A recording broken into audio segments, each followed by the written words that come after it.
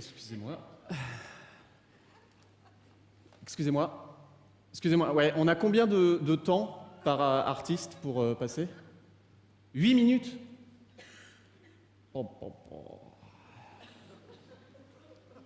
C'est court, hein?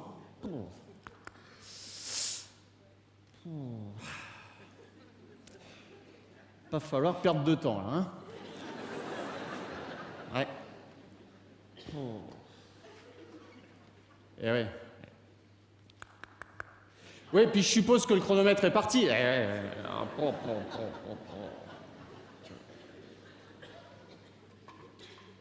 Ah, puis alors là, si t'as pas un rire dans les 30 premières secondes, t'es foutu. Faut y aller. Pardon 7 minutes. Oh là là, ça défile. Bon, allez, je vais y aller à fond. Yes. Bonsoir à tous, bonsoir Montreux, je suis ravi d'être là ce soir. Quand Jonathan Lambert m'a présenté le concept de la soirée, il m'a dit « Arnaud, tu vas un petit peu nous expliquer ce qui t'a donné envie de monter sur scène pour faire rire les gens. » Et moi je lui ai répondu, je lui ai dit « Écoute mon petit John, mon petit Johnny, non, d'ailleurs, je l'ai appelé Jonathan. Je lui ai dit, écoute, Jonathan, le problème, c'est que moi, je suis venu à Montreux ce soir, pas pour faire rire les gens, mais pour faire un numéro de ventriloquie. Alors, mesdames, messieurs, moi, je considère que la ventriloquie est plus une discipline, comment dirais-je, est plus une discipline de merde, pratiquée par de vieux ringards démodés. Et d'ailleurs, ce soir, s'il y a des ventriloques dans la salle, eh bien, je leur chie dessus. Alors... ouais.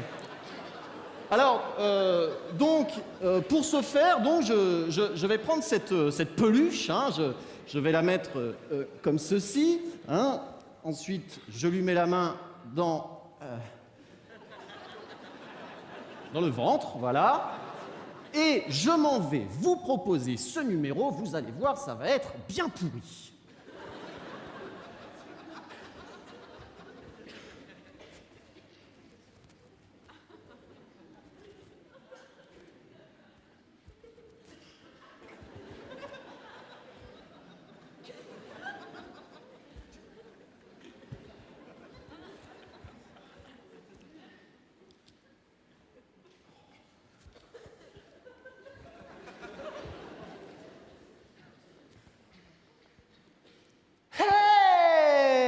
Salut mon petit Falzouille.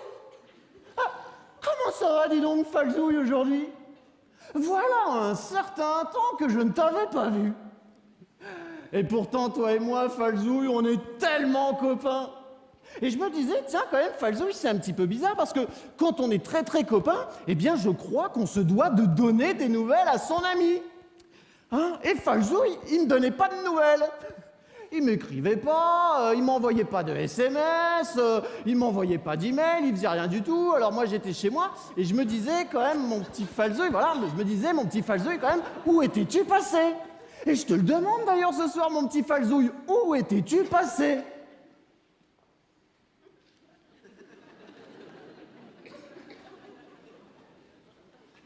Ah, parce que moi je me dis oui, Falzouille il s'en va, il me donne pas de nouvelles, alors après ça va très vite dans la tête, hein. On s'imagine tout et n'importe quoi, on se dit ça se trouve Falzouille est chez lui, il se tourne les pouces, ou alors il est parti où? Il est parti à gauche, il est parti à droite, ça se trouve il est peut-être même parti super loin, on ne sait pas, c'est chiant ce truc. Falzouille, réponds-moi, ne me laisse pas dans ce désarroi.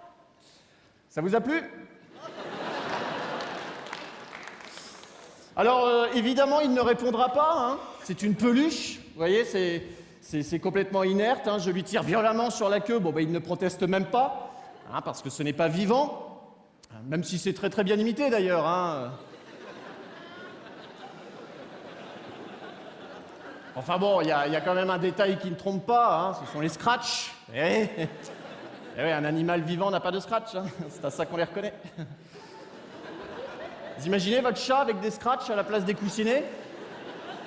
Il est sur la moquette comme ça, il y a un mulot qui passe et...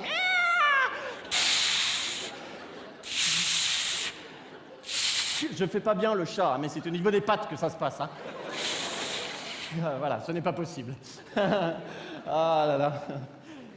Alors, comme deuxième numéro, je vous avais prévu un numéro de jonglage avec des croque-monsieur, mais en arrivant en Suisse, j'ai remarqué quelque chose et je résiste pas à l'envie de vous raconter une anecdote parce que j'ai remarqué que vous avez des habitudes en Suisse qui sont un petit peu différentes des habitudes qu'on a en France et puis à Paris notamment, d'où je viens. Par exemple, en Suisse, les automobilistes s'arrêtent au passage piéton pour laisser passer les gens.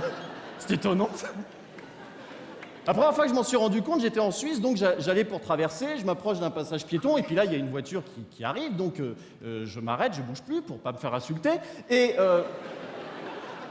la voiture s'immobilise également au passage piéton. On était tous les deux immobiles comme ça, et puis au bout de 35 minutes, j'ai compris que la voiture me laissait traverser. Alors ça, c'est assez incroyable. Il y a une autre chose que j'avais remarqué également, la police en Suisse s'arrête au feu rouge. C'est-à-dire qu'un véhicule... Eh ouais.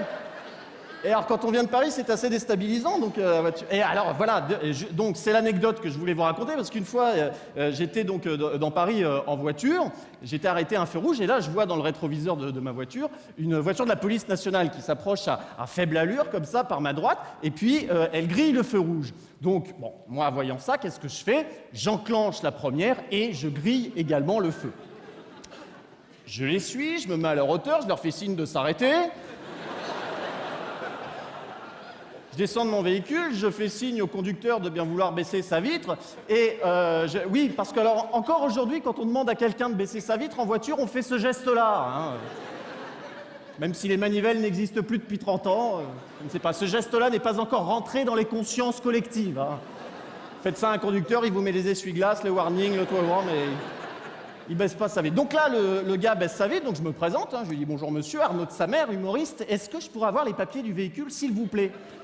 Donc là, je vois bien que le gars me regarde un petit peu étonné, donc j'enchaîne, je lui dis « Écoutez, mon petit bonhomme, vous savez très bien pourquoi je vous arrête, hein, le feu là-bas à 200 mètres était aussi rouge que, bon, puis là j'improvise un peu, hein, aussi rouge qu'une jeune lycéenne timide qu'on invite à venir danser au bal de fin d'année, et c'est en sortant de prison, 3 jours après, que je me suis dit, tiens, ils ont peut-être pas très bien compris la blague sur la lycéenne. Donc, qu'est-ce que je fais? Je fais demi-tour et je retourne au commissariat pour leur expliquer. Mais cette fois-ci, pas fou, j'y vais armé. Donc, je rentre dans le commissariat, je pose mon arme sur le comptoir et je leur dis « Ok les gars, on va parler entre bonhommes, posez également tous vos armes sur le comptoir. » Et c'est en sortant du coma, 3 mois après,